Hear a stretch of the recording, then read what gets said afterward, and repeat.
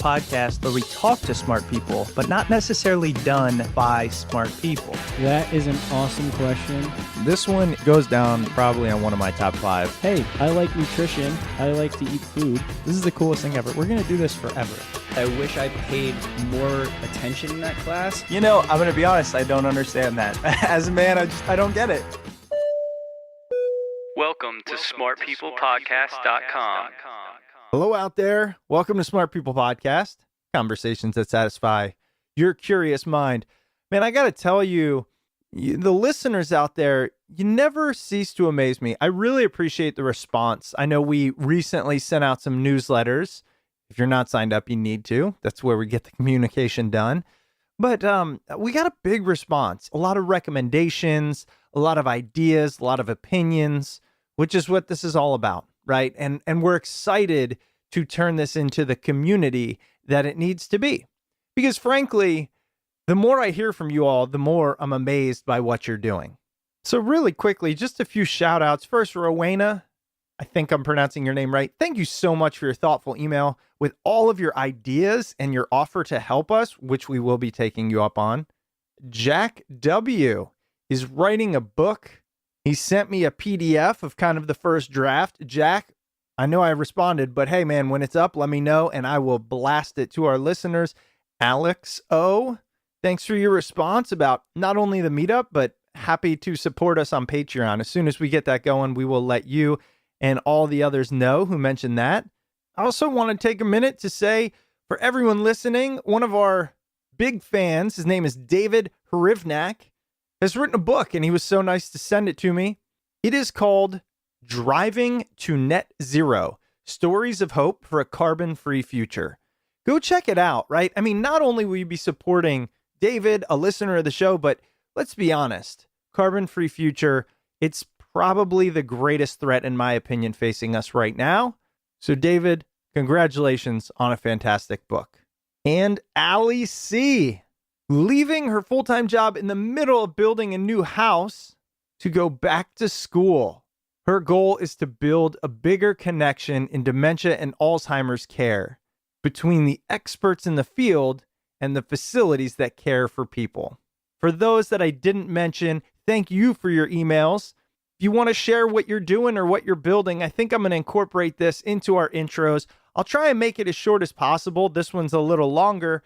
But look, I feel like it's important. You know, we were talking to Steve McKee, who's a former guest of ours, who is a marketing and branding expert, CEO of his own company.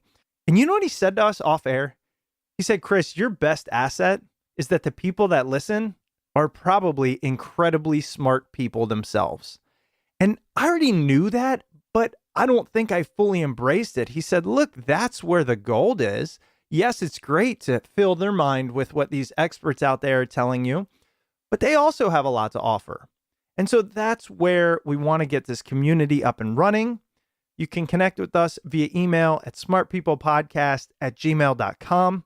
And also, for those that want kind of the inside scoop, smartpeoplepodcast.com/society. All right. Well, you have stuck around because we have an excellent episode. I am so excited to bring you our guest this week, Sandy Rogers, as we talk about his brand new book that he co-authored called Leading Loyalty, Cracking the Code to Customer Devotion. If you are a business leader, if you are in customer service of any kind, if you lead a team or own a small business, you must know this stuff. So Sandy Rogers, our guest this week, is the leader of FranklinCovey's loyalty practice. He was previously senior vice president at Enterprise Rent-A-Car. During his 14 years there, Sandy managed the turnaround of the London, England operation and led the teams that developed Enterprise's marketing strategy. Prior to Enterprise, Sandy worked in marketing at Apple Computer and at Procter & Gamble. Oh, and by the way, he graduated from Duke and Harvard Business School. I'm excited to bring you this episode with Sandy Rogers as we discuss loyalty and his brand new book, Leading Loyalty, Cracking the Code to Customer Devotion. Enjoy.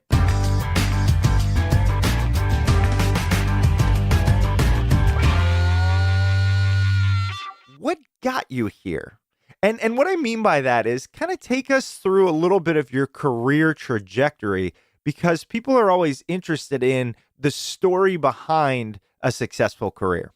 Great. Well, thank you, Chris. I after college at Duke, I went to work for Procter and Gamble in Cincinnati in brand management, and had a great experience there working on soft drinks back in the days when P&G had Orange Crush and Hires root beer. I then went off to business school. And after 2 years at HBS, I went to work for Apple. And I wanted to be like John Scully, who'd left Pepsi to go to Apple. Steve Jobs famously said to him, "Do you want to sell sugar water to kids, or do you want to change the world?" And I dreamed about changing the world too. When I moved to Cupertino, and worked in marketing at Apple. And after 3 years there, I was there during the John Scully era. Realized that as a marketing guy, I probably was not in the best spot. And I had the great fortune to meet Jack Taylor from St. Louis, the founder of Enterprise Rent-A-Car. When I left my friends at Apple and said I was going to Enterprise, they said, "My gosh, I've never heard of Enterprise." And I said, "Well, that's good news, because I'm going to be the marketing guy. And so hopefully we'll be able to fix that issue."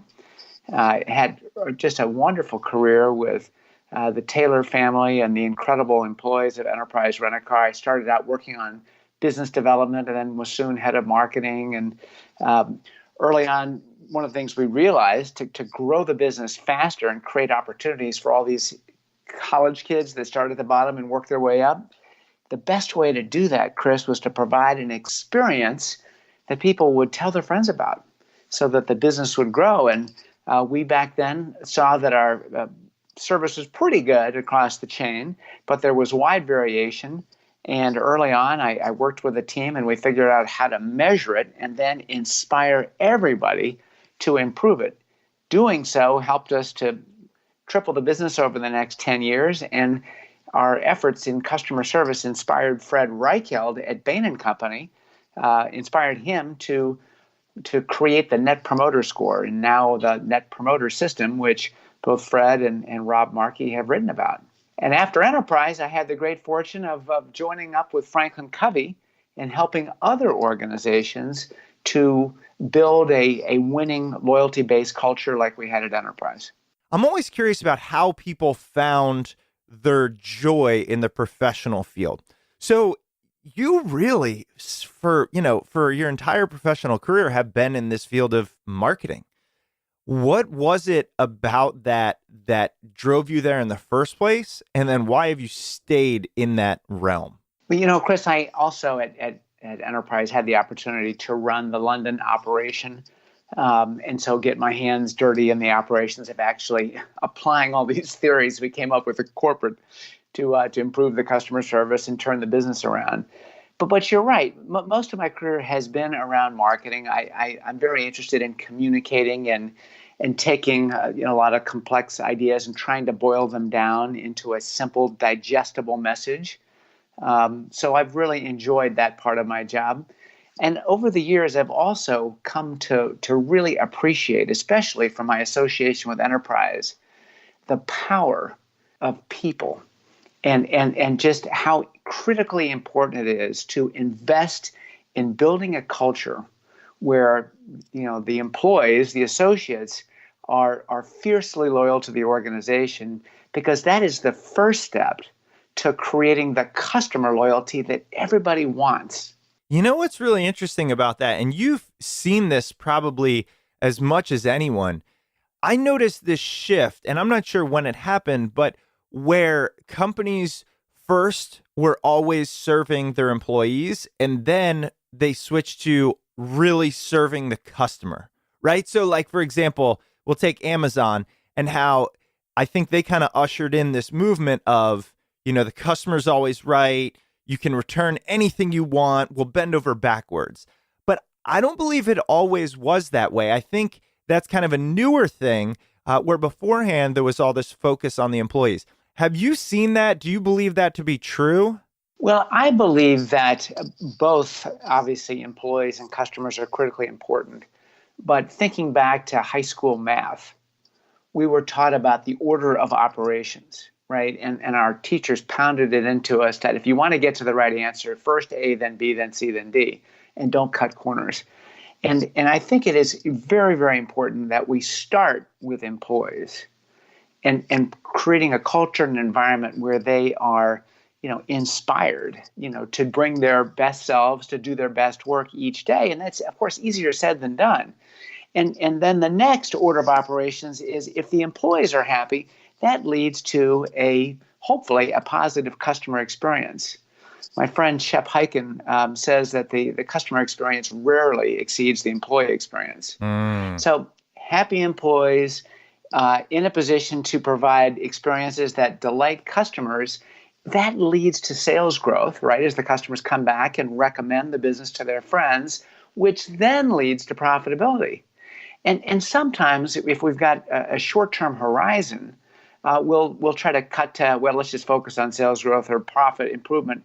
And we miss this idea that to build a long-term sustainable operation, it has to be employees, customers, then growth and profit. That's really interesting because I think, it makes a lot of sense. I think, though, we see companies who do it well and we see those who don't.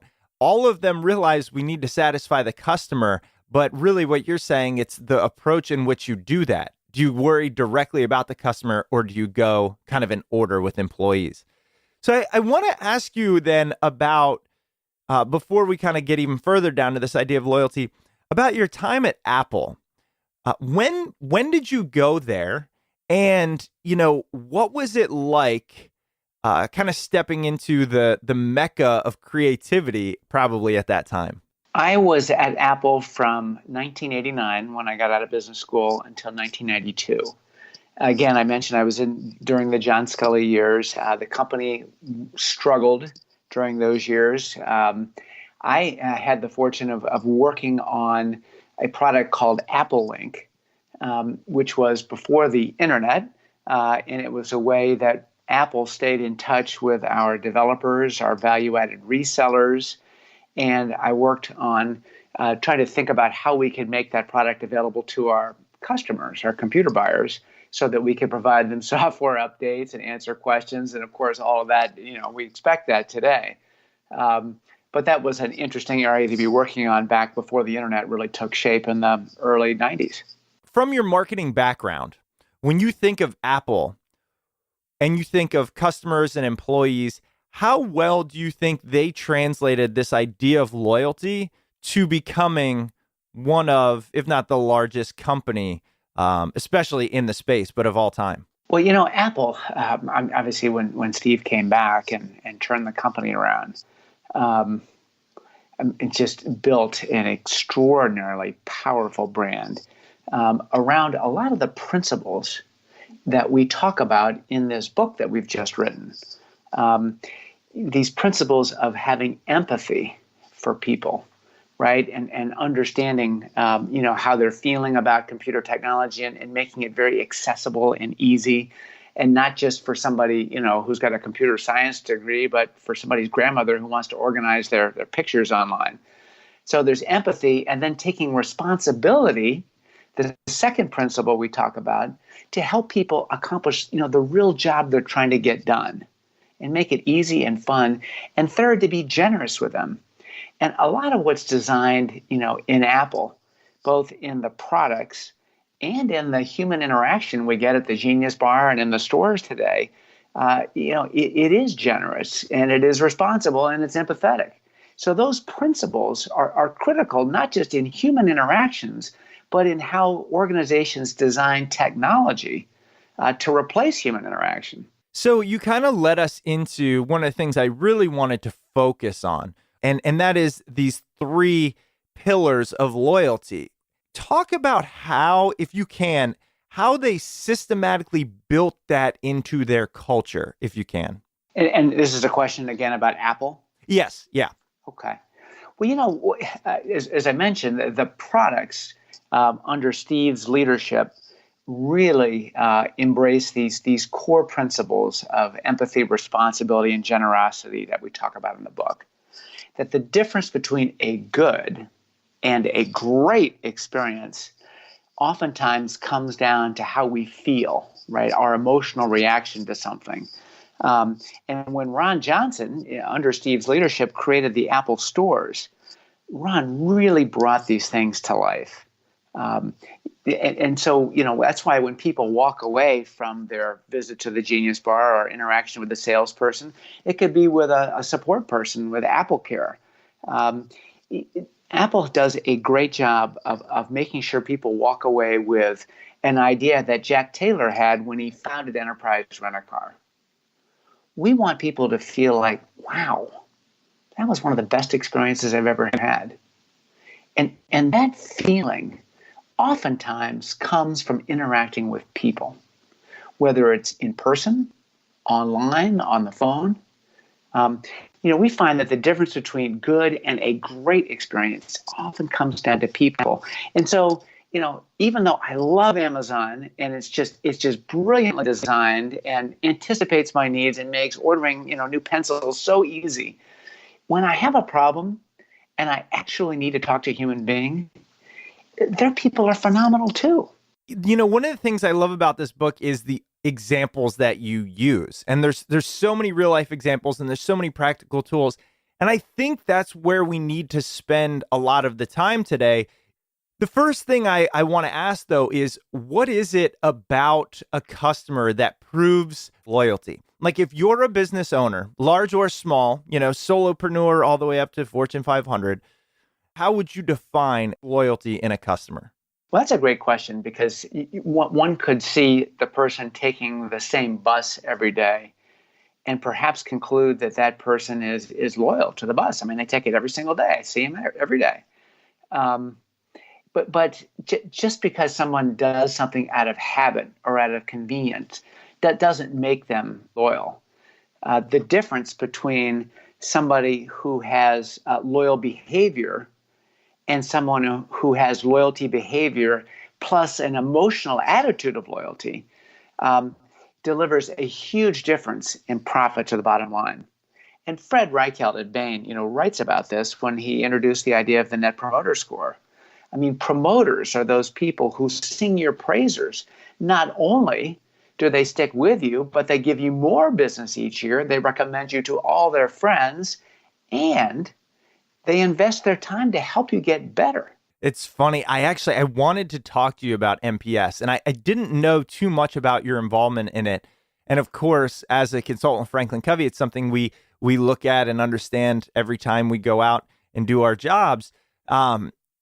Let's pause and talk about that for a minute. So for those that don't know, can you explain what that is? And then could you go back over kind of your involvement with it and the creation of it? Well, Fred Reichheld at Bain created the Net Promoter Score. Mm-hmm. He was inspired by work we had done that we had initiated 10 years earlier at Enterprise Rent-A-Car.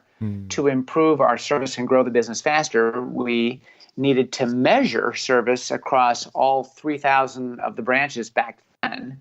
So we had a clear idea of who needed to improve. And then we inspired them to want to get better. We basically said that if you're below company average in customer service, you can't get promoted. And that unleashed tremendous inspiration and creativity to get better faster. Fred wrote about this in a Harvard Business Review article, The One Question You Need to Know, I believe in 2003, and then followed up with his book, The Ultimate Question. He has since written The Ultimate Question 2.0 with Rob Markey, also at Bain, and introduced this very simple but powerful framework. Fred's initial question was, how likely would you be, Chris, to recommend fill in the blank to a friend? From 0, not at all likely, to 10, extremely likely. And then the second question is, well, what's the most important reason for your score? And Fred's idea was, listen, customers do not have time for a lot of surveys. Right. It's more important to hear from everybody so we can categorize everybody as either a promoter, somebody who loves us, a passive, and a detractor. And they're more likely to play if the survey's short, right? And then the way to learn about why is this person a detractor or a promoter is to do what Fred and Rob call, following up. doing root cause analysis, asking, gosh, Chris, could we take a couple of minutes? I'd love to hear more about your experience with our firm. And that really gives us the chance to get into the details, learn what went wrong, who was involved, so that we can make it right. Mm. I've never thought as deeply as you just mentioned about that idea of net promoter score. And it makes a lot of sense. It's much more than did you have a good experience, or on a scale of 0 to 10, how did you like X? It's essentially at its core, will you be someone out in the world promoting what you just experienced? And I think that's a direct kind of correlation to this idea of loyalty, like you talked about it, right? Like having the emotion of loyalty and wanting to go back. And we all have those brands. I was wondering if you could help us, because stories translate so well. What's your favorite example of a company who really embodied this idea of loyalty and created those kinds of devoted customers? Well, we have so many examples in the book.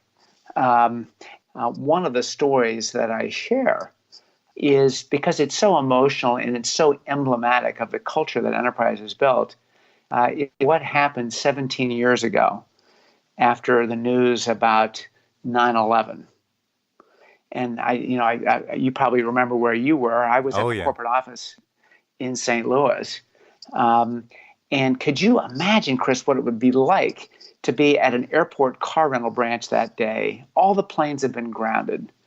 And at Dulles Airport in Washington, D.C., all of the competitive car rental companies had closed their doors and gone home, get home to their families. Our branch manager couldn't reach anybody on the phone. I mean, it was just crazy. His branch is filled with people stranded trying to get home. And we had a policy back then that there were no one-way rentals. If you rented a car in Washington, you had to bring it back to Washington. You couldn't drop it in Philadelphia. Let me tell you what our manager did that day, because it lived all the principles we talk about in this book. The manager said, and he's standing in front of a room that you can just imagine how crowded it is. He said, this woman is going to Atlanta. If there's anybody here that's going to Atlanta or in that direction, please take this car, get yourselves home safely. I'll figure out how to get the car back later. Wow. And by the way, help yourself to a snack, to the sodas. He opened up the machines. And then he said, this gentleman's going to St. Louis. If you're going west, you're headed in that direction, please take this car, get yourselves home safely, and we'll figure out how to get the car back later. And he did this until he had scattered all of his cars. Absolutely violated company policy about no one-way rentals. And when we heard this story back at the corporate office a few days later, never more proud.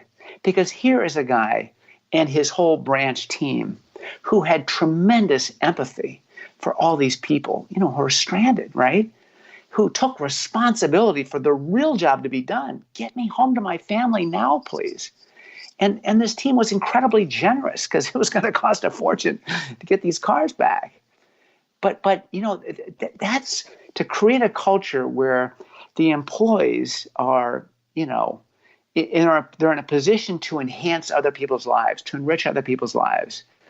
That leads to not only fierce customer loyalty, but fierce employee loyalty, which we know is a prerequisite for the customer loyalty we all want to build. This week's episode is brought to you by BetterHelp. Is there something that interferes with your happiness or is preventing you from achieving your goals? If so, BetterHelp Online Counseling is there for you. BetterHelp offers licensed professional counselors who are specialized in issues such as depression, stress, anxiety, trauma, anger, family conflicts, grief, self-esteem, and more. Connect with your professional counselor in a safe and private online environment. Anything you share is confidential, and it's so convenient. You can now get help at your own time and at your own pace. You can schedule secure video or phone sessions, plus chat and text with your therapist. If you're not happy with your counselor, you can request a new one at any time at no additional charge. Best of all, it's a truly affordable option, and for Smart People Podcast listeners, you get 10% off your first month with the discount code SMART. That's SMART. So why not get started today? Go to betterhelp.com/smart. Simply fill out a questionnaire and get matched with a counselor you'll love. Again, that's betterhelp.com/smart. And now back to the episode. That's a fantastic story for so many reasons, but it does embody this idea of it can't just be a tagline. It has to be lived in a company. Because if you really put yourself in the shoes of that branch manager, looking back on it from this perspective, you go, oh yeah, that I would have done that. But how many companies and how many employees just say, look, I got to follow the rules. I don't know what's going to happen. In this case, it's going to cost us so much money. I could lose my job. Let me just stick to the book and, at least I ensure that I'll be coming to work tomorrow. And Chris, that is one of the biggest opportunities we think organizations have. I sat in the office of the CEO of a large toy and baby goods chain a few years ago. And we were talking about these loyalty principles. It was before we'd written the book. And he said, oh my gosh, I got to share a story with you.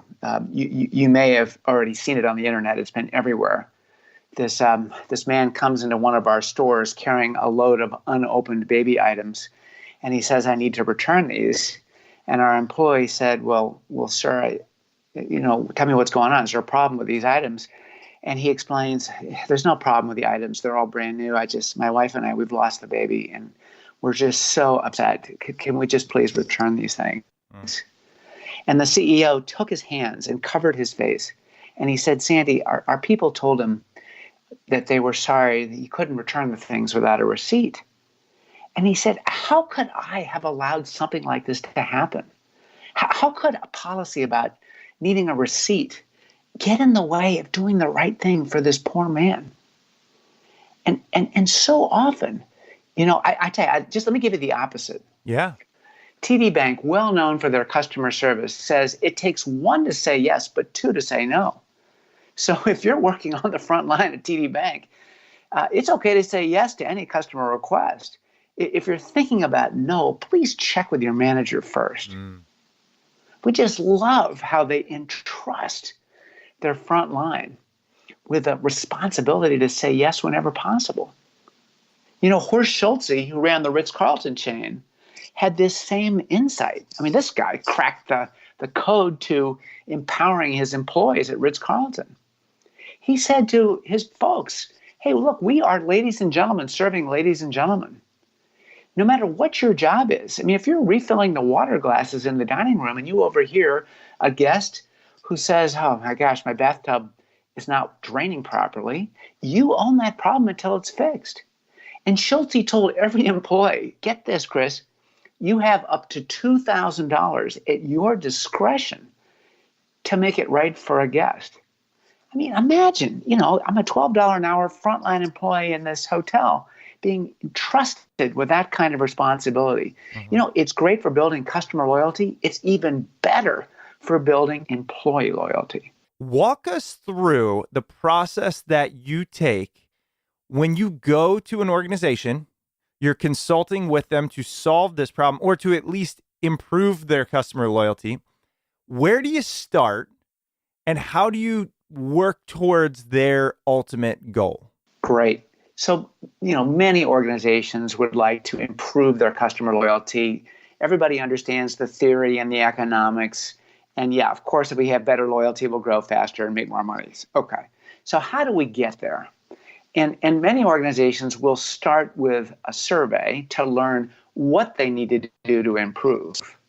And we have found that given fierce loyalty is driven more often by who than what, we kind of turn that around and say, we like at Enterprise, we really want to understand who needs to improve. Who across your frontline teams, whether they're in a call center or in a store or a branch or who is doing an excellent job and should be studied for practices, and who needs more coaching to get better with customers. And so once we've identified that the people who need to get better, then we introduce this idea that everyone in the organization should become a loyalty leader. and adopt a loyalty leader mindset. It's this idea that, look, I have empathy for people, I take responsibility for their real needs, and I'm generous with them. And so how do you bring that to life? Because people are busy. The reason we don't do these things like empathy, responsibility, and generosity more often with our customers is not because we don't understand them. Look, we learn this stuff in kindergarten, right? And hopefully it's ingrained in our psyche. But the reason we don't do these things more often at work is because we're busy. We've got, revenue goals, expense reduction targets, and in the whirlwind of our daily lives, we lose sight of the power of these principles in our interactions. So we've designed 11 different huddles. And the huddle is just a short, focused little 15-minute team meeting where the team comes together and learns about these loyalty principles and practices. The first 11 chapters of the book describe 11 different huddles that every team should do, ideally every week from top to bottom. Ritz-Carlton's been doing huddles for years, from the CEO all the way down to the frontline team. And that's what keeps them at the top of their game, and it's what helps everyone. And in these huddles, the agenda is the same, the topic's different. The agenda begins with, first we celebrate. We want to point to the people. Let me tell a story, Chris, about somebody on our team today, who really lived this thing we were talking about last week at our huddle, right? Because what gets measured isn't necessarily what improves, it's what gets celebrated that gets everybody's attention. And then the second thing we do in the huddle is we learn. We learn about a principle or practice. Whoever's leading the huddle that week just reads the chapter. You want everybody to have a chance to lead each huddle. And then at the end of the chapter, it's very easy to lead your group through this very simple process. Third, what commitment could each of us make? We've just been talking about responsibility. And everybody make a small commitment to the team that we're going to talk about next week when we come back. And then fourth, who's going to lead next week's huddle? So we give them a metric to identify who needs to get better, and then we give them a process through these 11 huddles that they all run so that they can bring these things to life. Just carve out 15 minutes in the whirlwind of their busy work week to celebrate and learn. And we hear from lots of the companies doing these huddles that this is the most fun 15 minutes of their work week. I can imagine that. And, the idea of these huddles, the constant communication, is something that I see quite often in a number of areas that we cover at FranklinCovey. What is it about those that you think truly works towards changing a culture? Well, making space for it in the busy whirlwind of our lives, bringing the team together and giving everybody a chance to lead. So we're all invested and own this process. And, in the commitment piece, what's one thing, Chris, that you could do this week to maybe take more, show more empathy to our customers? This comes out of Chris McChesney's great work with the 4 disciplines of execution. And it's incredibly powerful because, when I make a commitment to all the people I work with, to my peers, this is something that I really need to keep. And so we the power of huddles, and we have seen organizations, from casinos to a high-end retail chain in France, to a state government office in Minnesota, to hardware stores, a linen delivery company. We've seen a wide range, auto repair stores, doing these huddles and telling us the impact that it's having. Faster sales growth, higher employee retention, better net promoter scores. But the thing that we think is most relevant is this is the fun 15 minutes in their work week.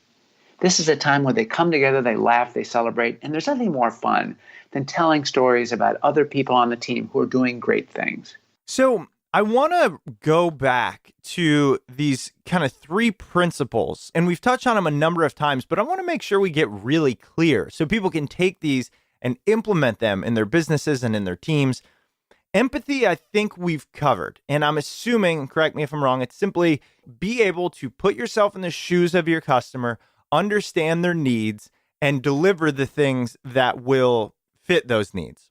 But tell us about responsibility. What does it mean from an employee standpoint to feel responsibility? Who is it for? And how do you build that? So the reason there's 11 huddles, there's 3 principles, there's 2 practices that go with each principle. So we've covered empathy, which is really about making a genuine connection and then listening to learn so we know how they're feeling. With responsibility, the 2 practices, they begin with discover the real job to be done. And then the second practice is to follow up, to find out, were they successful? And if there was a problem, to fix it. Now, in discovering the real job to be done, Harvard Business School professor Clayton Christensen has written that people hire products and services to do a specific job for them. So if a guy comes into a store and says, I'm looking for a wrench, you point him to aisle 13, that's not taking responsibility, right? Responsibility means, no, come with me. You're looking for a wrench. Tell me, what are you working on? Well, I've got this old fence in my backyard and I want to get rid of it. And there's these rusty bolts I got to get out. Well, do these bolts and the nuts look like any of these? Well, yeah, they look like those hexagonal ones right there. Oh, sir, to grip the rusty edges of those bolts and the nuts and get rid of your fence, you're going to need a set of box wrenches. This set should do the trick. And so that's an example of, owning the real job to be done, not just selling the guy a wrench. And following up, the second practice of a responsible person is vitally important. How did your fence project go? Because it shows that we're interested in the outcome and not just selling our products. And oftentimes we're reluctant to follow up with our customers because we're afraid of what? They'll say, oh, well, I'm glad you asked. I had a terrible problem.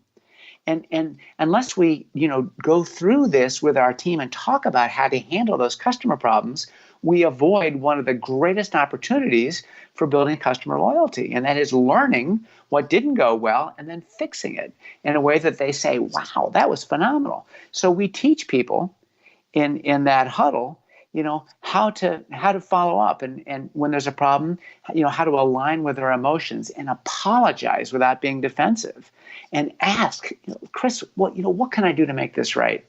I used to practice this when I ran the London operation at Enterprise Rent-A-Car with our branch managers. And they say, oh, we need to get more feedback about how to get better. Well, what stops you from asking each of the people who leave your branch every day and ask, hey, what, if anything, could we have done better? And role playing, what if they say this? How do you respond? And if you get everybody really comfortable with how to resolve customer issues, you're just unleashing this tremendous learning vehicle for your business, but also the ability to turn anybody who's not a promoter into a promoter. Wow. I love that idea about discover the real job to be done. And that story you told, it was fitting you used the one of a wrench, but I was thinking about this experience I had, and I was at Home Depot, and I was looking at fertilizer. And a woman came up to me. I didn't even know she worked at the store. And she said, hey, I just want you to know, I just saw that fertilizer. Literally, this is so crazy. On my cart, there was fertilizer and there was some seeds for produce. She said, I saw that fertilizer and your seeds, and I want to let you know, don't use that fertilizer near the seeds because you can't put those chemicals on food you're going to eat. Now, wow. I didn't plan on it, but I might have just spread it all over the place. I didn't really, that. And I was like so caught off guard. And then instantly, I kind of was like, wait, what is she trying to sell me? Like, what's going on? And she said, no, I'm a, horticulturist or whatever they are. I've got a degree in this. I kind of just float around and try and see where I can help. What are you trying to do here? And I said, honestly, I have this big tree in my front yard and it's massive and I can't really grow grass under the tree. I'm having an issue there. And so she walked me through the store, said, this is the best seed. Here's why. This is the best fertilizer for that. Here's why. Here's how often you should water it. And oh, by the way, here's my card with my number. Call me if you have questions. What was so mind-blowing about that is I'm basically getting advice that I would have to pay for from landscaper and all this. For what reason? Home Depot just thought, you know what? This is probably something people struggle with and can use it. To this day, that's one that stuck with me. And as you were telling that story, it wasn't just the interaction. It was her observation of the job to be done. Well, you have perfectly described the third core principle for earning loyalty, which is generosity. And the first practice of generous people is to share our knowledge, to share our insights, just like she did about the fertilizer and seeds in your tree. Tell us more about generosity, because that was the third one. We've covered empathy, responsibility, and now I want to learn about generosity. Sharing openly. How else do you do that or show it in an authentic way? And that's a key word. Share it in an authentic way. And you also mentioned part of who you are. See, we believe that all of the people we have the capability and have an appreciation for the power of when people have empathy for them or take responsibility or be generous. The question is whether their work environment, their employer, their leader allows, enables, inspires them to do the things that they know, makes other people happy, and frankly makes them happy too when they leave work each day. Fred Reichheld, the man who created Net Promoter Score, said, one of the most powerful things we can do as leaders is to put people into a position to enrich other people's lives. So generosity is the third of these core loyalty principles. We're generous when we share our insights and knowledge, just like the story you told me. And then another practice is surprising people with unexpected extras. If you get a fortune cookie at the end of a Chinese dinner, that's not an unexpected extra, or the box of floss at the dentist each year. One of the stories we talk about in the book, a guest is at a hotel and notices a note from the housekeeper. I see you're out of toothpaste, so I left you this new tube of toothpaste. I mean, that Fred calls those frugal wows. I mean, they don't cost a lot of money, but they let people know that, hey, I see you, I care about you. And again, it's not just great for the customer, it's great for the employee to be in a position to do things like that. Two questions. Let's start here. The first is, how does this translate to the everyday individual? Because, I could see this being, all right, I get it if you're the CEO or something, but the vast majority of people listening, myself included, we're not CEOs, that's not where we spend our time. So how did you all envision this book translating, to perhaps the entrepreneur, but perhaps the employee, perhaps just the general public? We believe in what we talk about in the book is that everyone can be a loyalty leader. Sure, it's great if the CEO likes the book and wants people to read it and follow the huddles. But another way that this book will take hold, that the power of huddles will take hold in an organization, is for anyone to become a loyalty leader. I mean, Dr. Stephen Covey said, leadership's a choice, right? It's not what's, written on your name tag. I mean, you're a leader if you look over your shoulder and there's people following. So everybody in the organization, whether you're the CEO or you're working the drive-through window at a fast food restaurant, can choose to be a loyalty leader, can champion this huddle process and bring people together to just spend 10 or 15 minutes talking about these core principles and practices, celebrating people. And, what happens is, because you're doing them every 11 weeks, you're going to go deeper each time you cover things like empathy, responsibility, and generosity. Because what people will do is they'll say, well, hold on there.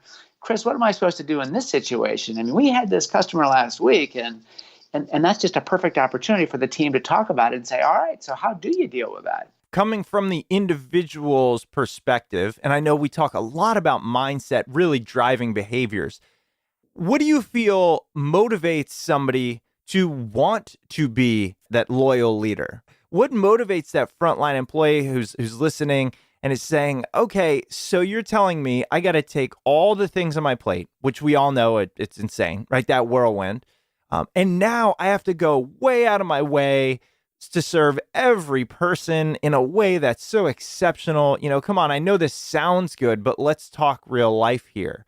How do you get somebody to change that thinking when it might not really directly impact or benefit them in the short term? That's a great question, because you're right. The last thing all of us are looking for is another activity, right, or meeting to go to.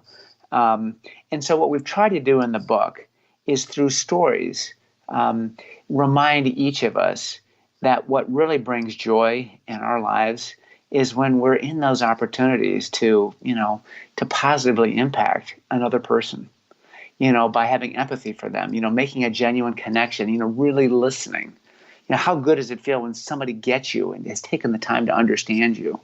And how the difference between just pointing somebody to where the treadmills are in the store and asking a couple of questions for 10 seconds to say, gosh, tell me why do you want a treadmill? What's going on? It makes the whole day feel differently when that customer leaves the store with a smile on her face and says, wow. We find that the employees get as much value out of this as any of the customers do.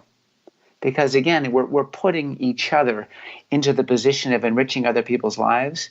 And sure, our pay and our benefits and all those things are hygiene factors. I mean, they've got to be in a reasonable range. But the difference between a good and a great day is, did my day make a difference? At its core, and there's a lot of research out there that shows this, people think, well, I'll be loyal if they paid me more or if I had more vacation. But at the end of the day, the things that really drive satisfaction at work are the purpose we find in what we do. One of the things this is reminding me of is in the 6 critical practices that we have at Covey, when we talk about, as a leader, provide the boundaries that people need to work within, like the general guidelines, but then also provide them the autonomy to solve these things on their own, and you'll get a lot more than if you manage tightly. And it's really it's this like belief in people. So important. If we want to earn the loyalty of the people on our team, we have to trust them to use their gifts, their abilities to connect in genuine ways with customers. I mean, there's nothing that sort of undermines trust for me than when I start hearing a script that somebody's reading. And I can tell they're not enjoying reading it any more than I'm enjoying hearing it. At Enterprise, we said, look, this is really simple, okay? You know how to entertain people in your home, to make people feel welcome, to provide hospitality. Treat people naturally, right? And, Chris, you and I are different. We might come at it from a slightly different way, but when that customer walks away from us or gets off the phone with us, they should feel like, wow, that person they really listened to me. They really cared about what I was trying to get done. And they were generous with me. They didn't have to ask me those extra questions or offer to do that. We're talking about a couple of extra seconds. And if I could say something, this is a complete just kind of guess, but a personal experience is when we do that, we're getting out of our heads a little bit. We're getting out of our concerns, our worries, our self-management. Just when you turn over some of that inquisition to others, again, from that authentic, genuine place, it actually frees you up, I find. And so I just think that people taking that into their lives, whether it be, at home or at work, I think can only benefit the results. And I'm excited to bring this message to them. Well, Chris, thank you. We are certainly excited about this book, and hopefully it'll help people to earn loyalty. Yeah, absolutely. And I think, look, we all know in today's world, that's what we need, right? Well, again, Sandy, I really want to say thank you so much for your time. It's been enlightening. We've all learned a little bit more about how to create some loyalty. And so I appreciate you taking the time to talk with us. Chris, it's been my honor. Thank you so much. Good stuff there from Sandy Rogers. Sandy's book, Leading Loyalty, Cracking the Code to Customer Devotion, is available on April 16th.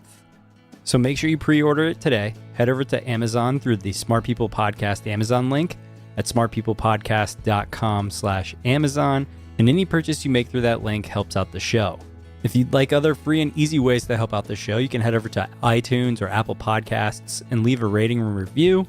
And if you'd like to reach out to the show, you can email us at smartpeoplepodcast@gmail.com or message us on Twitter at smartpeoplepod. This is a friendly reminder that you can stay tuned to all things Smart People Podcast by heading over to smartpeoplepodcast.com and signing up for the newsletter. All right, that's it for us this week. We've got a lot of great interviews coming up, so we will see you all next episode.